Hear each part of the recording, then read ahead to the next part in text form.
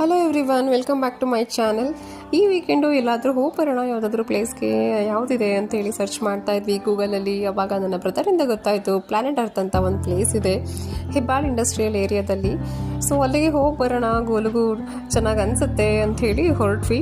ಪಪ್ಪ ಅಮ್ಮ ಬರ್ತಾ ಇಲ್ಲ ಈ ಸರಿ, ಬಿಕಾಸ್ ಆ ಪ್ಲೇಸ್ಗೆ ನಾವು ಫಸ್ಟ್ ಟೈಮ್ ಹೋಗ್ತಾ ಇರೋದು. ಏನಾದರೂ ಚೆನ್ನಾಗಿದೆ ಅಂಥೇಳಿ ಎಲ್ಲರೂ ಇರುವಾಗ ಪ್ಲ್ಯಾನ್ ಮಾಡಿ ಹೋಗೋಣ ಅಂಥೇಳಿ ನಾವಷ್ಟೇ ಹೊರಟಿದ್ದೀವಿ.